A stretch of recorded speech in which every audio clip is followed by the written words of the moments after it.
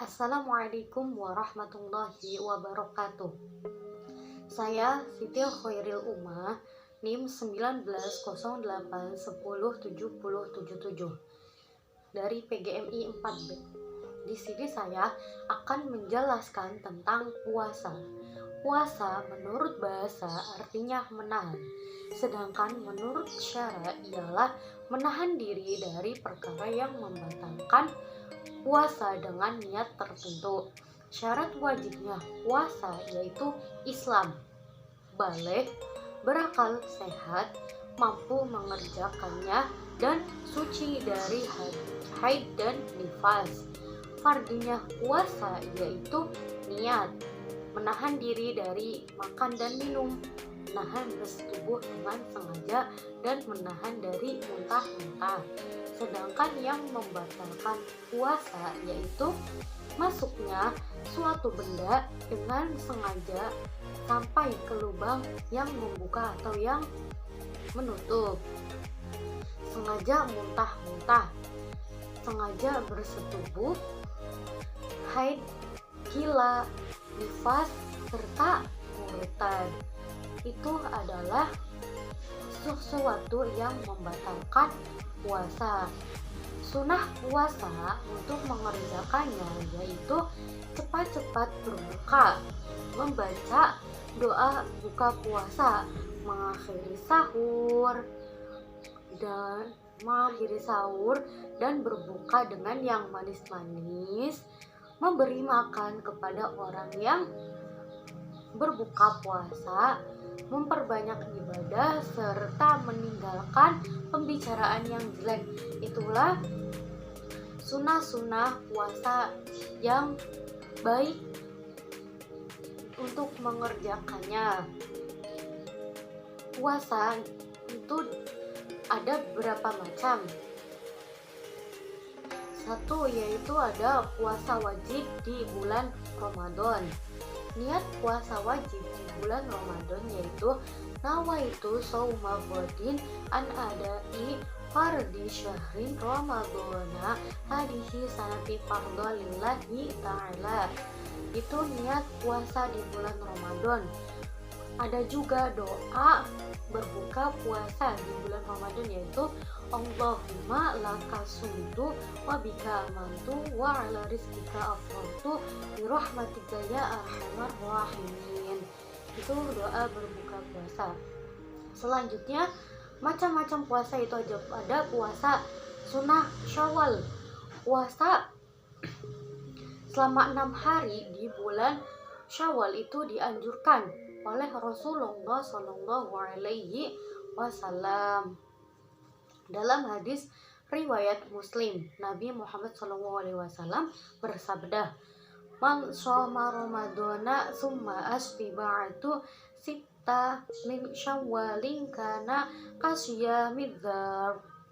Pengerjaan puasa di bulan Syawal tidak boleh dilakukan pada hari Lebaran atau pada tanggal 1 Syawal karena termasuk waktu yang diharamkan. Keutamaan puasa Syawal adalah mendapatkan pahala yang berlipat ganda yaitu seperti menjalankan puasa selama 1 tahun. Niat puasa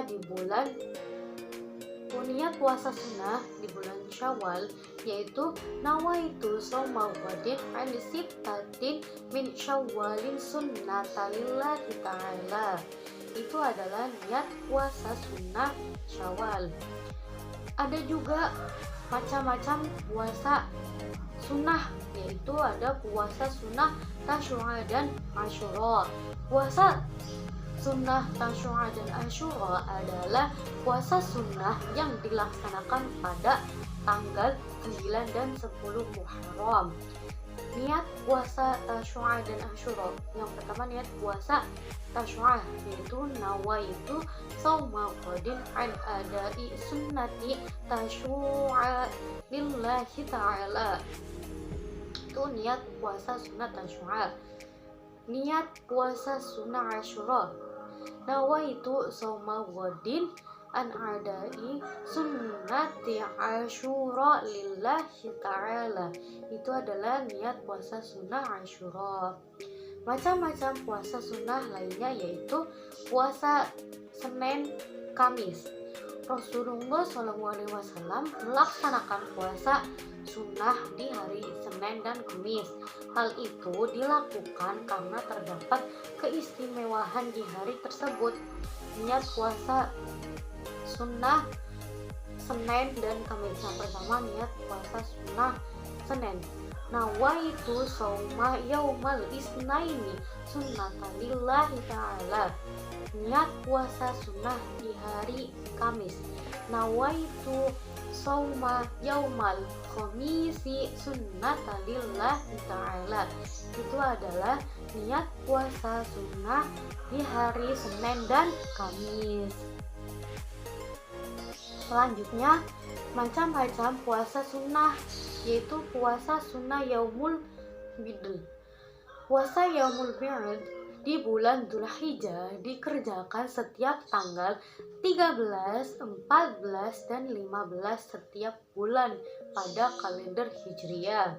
Puasa Yaumul Bidl di bulan Dzulhijjah dapat dikerjakan setelah hari Tasyrik. Hari Tasyrik adalah 3 hari setelah Idul Adha, yaitu tanggal 11, 12, dan 13 Dzulhijjah. Niat puasa sunnah Yaumul Bidl yaitu nawaitu sauma bi'di sunnata lillahi ta'ala. Itu niat puasa Yaumul Bidl. Nah, itu adalah penjelasan tentang puasa dan macam-macam puasa sunnah.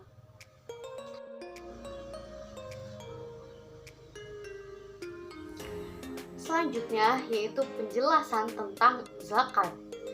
Zakat menurut bahasa ialah menambah, sedangkan menurut syara ialah nama bagi suatu harta tertentu menurut cara-cara tertentu kemudian diberikan kepada sekelompok orang yang tertentu pula. Syarat wajibnya zakat yaitu Islam, merdeka, milik sempurna, sudah ada 1 nisab dan sudah ada 1 tahun.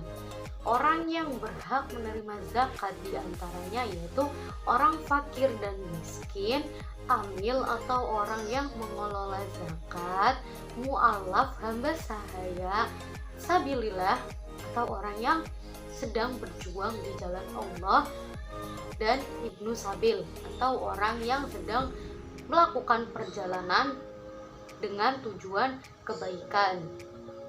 Zakat itu ada zakat mal dan zakat fitrah. Zakat mal berarti harta dan kekayaan. Harta dan kekayaan adalah segala sesuatu yang memiliki nilai ekonomi atau aset berharga yang sangat diinginkan oleh setiap manusia. Harta atau mal ini bisa berupa rumah, emas, permata, kendaraan, dan uang, dan lain sebagainya. Maka zakat mal itu adalah kegiatan di mana kita menyedekahkan sebagian harta kita kepada orang yang membutuhkan untuk membantu mereka untuk meningkatkan daya hidup mereka. Macam-macam zakat mal yaitu bisa berupa emas, perak, uang, hasil perkebunan, hasil pendapatan, hasil pertanian, hasil kekayaan, hasil tambang, dan hasil laut, serta hasil binatang ternak. Ukuran dan waktu zakat mal. Nisab atau syarat jumlah minimum zakat mal yakni 80 gram emas. Jika dalam bentuk harta lain maka yang setara dengan harga emas 85 gram. Dari nisab tersebut diambil 2,5% sebagai kadar zakat mal. Nisab zakat mal yaitu 2,5% dikali jumlah harta yang tersimpan dalam 1 tahun. Itu zakat mal. Selanjutnya itu zakat fitrah. Zakat fitrah adalah zakat yang harus ditunaikan bagi seorang muzaki yang telah memiliki kemampuan untuk menunaikannya. Zakat fitrah ini adalah zakat wajib yang harus dikeluarkan sekali setahun, yaitu saat bulan Ramadan menjelang Idul Fitri. Zakat fitrah haruslah dikeluarkan sebelum sholat Idul Fitri berlangsung. Zakat fitrah berarti menyucikan harta, karena dalam setiap harta manusia ada sebagian hak orang lain.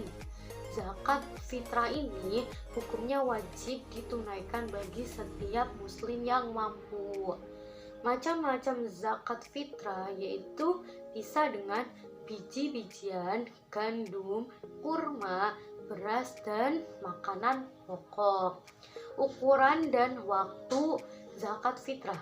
Ukuran zakat fitrah ini setara dengan 3, liter atau 2,5 kg. Dan waktu pelaksanaan zakat fitrah ini ialah menjelang Idul Fitri pada bulan suci Ramadan.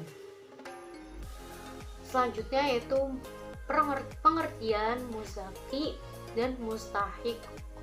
Muzaki adalah orang yang dikenai kewajiban membayar zakat atas kepemilikan harta yang telah mencapai nisab dan haul. Mustahik adalah orang yang berhak menerima zakat. Di antara orang-orang yang berhak menerima zakat ialah orang miskin, yaitu orang yang penghasilannya tidak cukup untuk memenuhi kehidupan sehari-hari. Orang fakir, orang amil zakat, yaitu orang yang mengelola zakat. Mu'alaf, yaitu orang yang baru masuk Islam. Terus sabilillah, yaitu orang yang sedang berjuang di jalan Allah. Dan ibnu sabil, yaitu orang yang sedang dalam perjalanan dengan tujuan kebaikan. Penjelasan selanjutnya yaitu tentang haji dan umroh. Ibadah haji ialah berkunjung ke Baitullah Ka'bah untuk melakukan beberapa amalan, di antaranya yaitu wukuf, tawaf, sya'i, dan amalan lainnya pada masa tertentu demi memenuhi panggilan Allah Subhanahu wa Ta'ala dan mengharapkan ridhonya. Niat ibadah haji yaitu nawaitul haji wa ahramtu bihi lillahi ta'ala labbaik Allahumma bihajjati. Itu adalah niat ibadah haji. Tata cara mengerjakan ibadah haji diantaranya yaitu pertama, ihram, yang kedua, wukuf di padang Arafah, yang ketiga, tawaf ifadah di Masjidil Haram, mengelilingi Ka'bah sebanyak 7 kali putaran. Yang keempat yaitu sa'i, berlari-lari kecil di antara bukit Safa dan Marwah. Yang kelima yaitu berada di Musdalifah, menginap atau mabit. Yang keenam yaitu melontar jumrah akobah, melempar sebanyak 7 kali pada tanggal 10 Dzulhijjah. Yang ketujuh yaitu tahallul, mencukur sebagian rambut. Yang kedelapan yaitu melontarkan 3 jumrah, dilaksanakan pada hari tasyrik pada tanggal 11, 12, dan 13 Dzulhijjah. Yang kesembilan yaitu bermalam di Mina, menginap di Mina pada malam 11, 12, dan 13 Dzulhijjah. Dan yang terakhir yaitu tawaf wadah atau tawaf perpisahan. Itu adalah tata cara mengerjakan ibadah haji. Selanjutnya yaitu ibadah umroh. Ibadah umroh ialah berkunjung ke Baitullah Ka'bah untuk melakukan tawaf, sa'i, dan bersyukur demi mengharapkan ridho Allah Subhanahu wa taala. Niat ibadah umroh yaitu nawaitul umrata wa ahramtu bihi lillahi ta'ala labbaik Allahumma bi umrati. Itu adalah niat ibadah umroh. Tata cara mengerjakan ibadah umroh yaitu pertama, niat ibadah umroh. Yang kedua, melakukan persiapan umroh dengan membersihkan diri dari kotoran dan najis. Yang ketiga yaitu berniat ihram dan miqat. Yang keempat, menuju ke Masjidil Haram dengan memperbanyak bacaan talbiyah dan melaksanakan sholat tahiyatul masjid 2 rakaat. Yang kelima yaitu melakukan tawaf dengan 7 kali putaran. Yang keenam yaitu menuju makam Nabi Ibrahim dan melaksanakan sholat 2 rakaat. Yang ketujuh yaitu beristirahat dan minum air zam-zam. Yang kedelapan, melaksanakan sa'i, berlari-lari kecil di antara bukit Sofa dan Marwah. Yang kesembilan yaitu bertahallul, mencukur sebagian rambut. Itu adalah cara mengerjakan ibadah umroh. Selanjutnya, penjelasan tentang mawaris. Yang pertama, pengertian mawaris. Waris adalah merupakan salah satu kajian dalam Islam yang dikaji secara khusus dalam lingkup fikih mawaris. Dalam Al-Quran, permasalahan mengenai waris dibahas secara detail dan terperinci. Hal tersebut dilakukan untuk mencegah terjadinya sengketa antara anggota keluarga terkait dengan harta peninggalan anggota keluarga yang telah meninggal dunia. Jadi mawaris itu merupakan proses perpindahnya kepemilikan dari seseorang akibat dari kematian. Kepemilikan yang dimaksud adalah kepemilikan terhadap harta bergerak atau maupun harta yang tidak bergerak, serta hal-hal yang belum berwujud harta dan masih dapat dipindahkan kepemilikannya kepada generasi berikutnya yang masih hidup. Rumusan pengertian mawaris yang dibuat oleh Al-Subuni lebih menekankan pada proses perpindahan hak kepemilikan atas suatu benda maupun non-benda dari seseorang yang meninggal kepada para ahli warisnya yang masih hidup. Yang kedua yaitu pembagian ahli waris. Di dalam pembagian ahli waris yaitu terdapat beberapa pembagian. Di antaranya yaitu pertama, setengah. Ada 5 orang yang berhak menerima harta warisan dengan jumlah setengah dari harta waris. 5 orang tersebut yaitu 1 perempuan, 1 laki-laki, dan 4 perempuan. Mereka disebut sebagai asbabul furud. Mereka itu meliputi suami, anak perempuan, cucu perempuan, keturunan anak laki-laki, saudara kandung perempuan, dan saudara perempuan seayah. Pembagian yang kedua yaitu ada seperempat. Mereka yang berhak mendapatkan seperempat dari harta peninggalan itu ada 2 orang, yakni suami dan istri. Yang ketiga yaitu pembagian 1/8.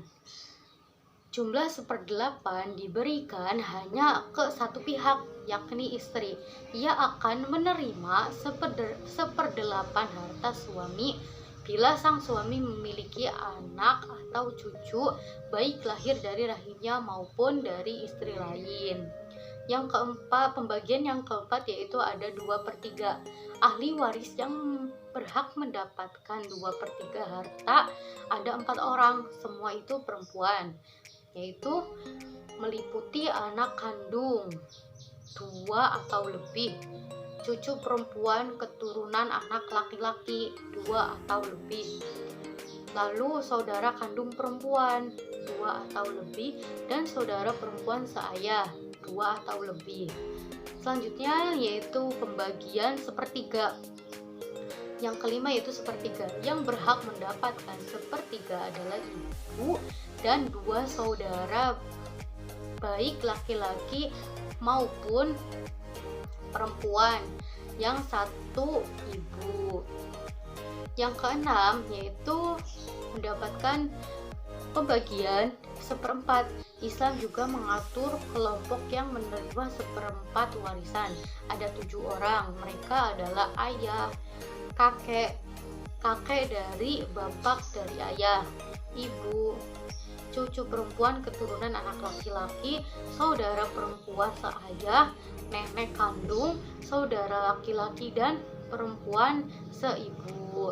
Itu adalah pembagian ahli waris. Selanjutnya yaitu wasiat. Pengertian wasiat. Wasiat adalah pemberian sesuatu dari seseorang kepada orang lain ketika dia masih hidup dengan niat sedekah. Akan tetapi penyerahan kepemilikannya dilakukan ketika setelah meninggal dunia. Wasiat secara istilah syar'i adalah akad tabarru atas hak kepemilikan harta yang diserahkan setelah meninggal dunia. Jadi pada intinya wasiat itu adalah pemberian yang dilakukan oleh si pemilik harta dengan syarat penyerahan kepemilikan harta tersebut dilakukan setelah si pemilik harta meninggal dunia. Itu adalah wasiat. Selanjutnya, orang yang tidak berhak mendapatkan warisan, yaitu ada beberapa orang yang tidak berhak mendapatkan warisan. Di antaranya yaitu pertama, orang yang bukan sama sekali bagian dari keluarga yang meninggal.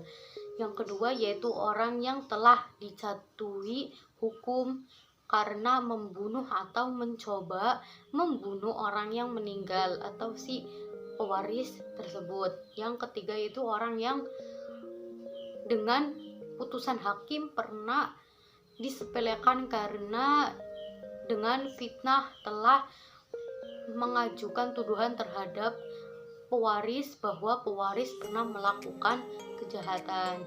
Yang keempat yaitu orang yang telah menghalangi orang yang telah meninggal atau pewaris itu dengan kekerasan atau perbuatan nyata untuk membuat atau menarik kembali wasiatnya. Yang kelima yaitu orang yang telah menggelapkan, memusnahkan atau memalsukan wasiat orang yang meninggal atau pewaris tersebut. Itu adalah orang yang tidak berhak mendapatkan warisan. Selanjutnya yaitu penjelasan tentang mandi junub. Cara menghilangkan hadas besar yaitu dengan mandi wajib, yaitu membasuh seluruh tubuh mulai dari puncak kepala hingga ujung kaki. Hal-hal yang membatalkan mandi yaitu pertama, bertemunya dua khitan, maksudnya yaitu memasukkan hasyafah ke dalam farji, baik dari kubul atau dubur. Di sini dapat dipahami bahwa yang menjadi penyebab wajibnya mandi adalah masuknya hasyafah ke dalam farji.